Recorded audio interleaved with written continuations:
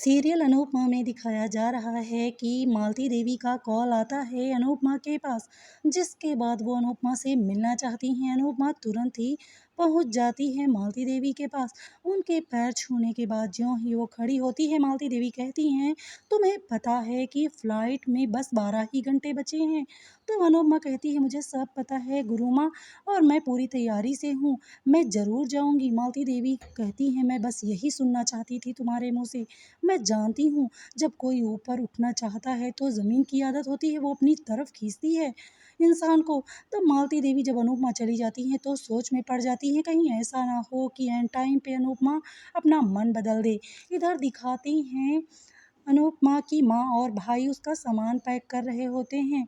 तब अनुपमा की माँ बहुत ही ज़्यादा इमोशनल हो जाती हैं और कहती हैं, मैं अपनी बेटी को आस-पास तो भेजने में घबराती थी, आज मेरी बेटी देश छोड़कर जा रही है। तब अनुपमा का भाई समझाता है माँ को और कहता है कि तुम नहीं जानती हो माँ कि अनुपमा कितनी स्ट्रांग है।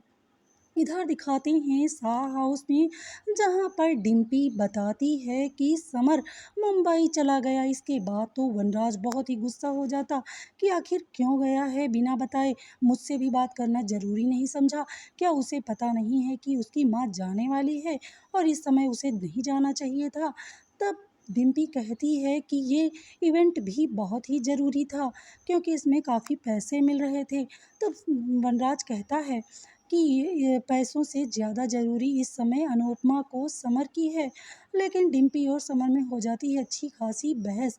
इधर अनुपमा देख रही होती है छोटी के दिए हुए कार्ड्स, और उसके बाद याद आने लगती है उसे माया, जो कि वादा ले चुकी है कि मेरी बेटी को और अनुज को छोड़कर तुम कहीं भी मत जाना। इधर दिखाते हैं छोटी की हालत दिन ब दिन बिगड़ती ही जा रही है। वो बस एक ही रट लगाए है, माँ कहाँ गई, माँ कहाँ गई, जिस पर अनुज कहता है माँ नहीं है। तब वो मम्मी मम्मी की रटन लगा देती है। वहाँ पर खड़ा हुआ अधिक कहता है, मेरी तो बचपन में ही माँ गुजर गई, मैं कैसे जिया हूँ मैं ही जानता हूँ, मेरे पास तो पापा भी नहीं थे।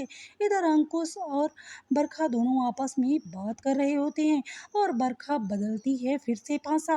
अंकुश को वो समझाती है कि अनुपमा को कॉल मत करो, इस समय उसके सपने ज़्यादा ज़रूरी हैं, हम सब छोटी को संभाल लेंगे। अंकुश समझ ही नहीं पा रहा है कि बरखा कहना क्या चाहती है, लेकिन बरखा चल रही अपनी तिगड़ी चाल। इधर हो जाती है बामी और डिम्पी में अच्छी खासी बहस, जिस पर डिम्पी भी गुस्सा होकर कह देती है बस ये चुप रहने के लिए, जिस पर वनराज बहुत ही तेजी से कहता है कि चुप रहो। और इधर दिखाते हैं तोसू को, जो आया है अपनी मम्मी के लिए पेड़े लेकर। इसके बाद सभी इमोशनल हो जाते हैं अनुपमा को लेकर और याद करने लगते हैं कि किसके साथ अनुपमा ने क्या किया। तब तोसू कहता है, मैंने तो मम्मी के बहुत थप्पड़ खाए, और वनराज भी कहता है, मेरे साथ अनुपमा ने जो किया है उसको तो मैं जीवन भर नहीं भूल पाऊंगा। इधर दिखाते हैं नकुल को, जो देख रहा है अनुपमा को मोबाइल फ़ोन लेकर। वो ये प्रतीक्षा में है कि अनुज कॉल करे, लेकिन अनुज का कोई भी फ़ोन कॉल नहीं आता है। इस पर नकुल कहता है कि तुम्हारा दिल यहाँ पर है तो तुम कैसे जा पाओगी इतनी दूर।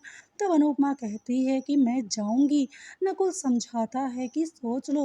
अनुपमा जिद पर अड़ी होती है कि नहीं, मैं ज़रूर जाऊंगी, गुरु माँ का सपना मैं किसी भी हाल में अब नहीं टूटने दूंगी। इस पर नकुल कहता है तो ठीक है, तुम्हारा ये भाई तुम्हारे साथ है। इधर दिखाते हैं अनुज बहुत ही बेचैन होकर देख रहा होता है छोटी को। उसकी समझ में कुछ भी नहीं आता है कि वो क्या करे। इस समय छोटी की हालत बहुत ही नाजुक है, जिसे देखकर तो अनुज समझ नहीं पा रहा है कि क्या करे, और जानता है कि वो अनुपमा की राह का पत्थर अब नहीं बनेगा। इधर अनुपमा को भी ऐसा लगता है कि जैसे कोई उसे पुकार रहा है, वो अपनी ही धुन में खोई होती है, जैसे दूर से खड़ी गुरु माँ देख रही होती हैं। अब देखना यह दिलचस्प होगा कि आने वाले एपिसोड में क्या दिखाते हैं। इस वक्त अनुपमा क्या करेगी, जाएगी या वापस यहीं आ जाएगी।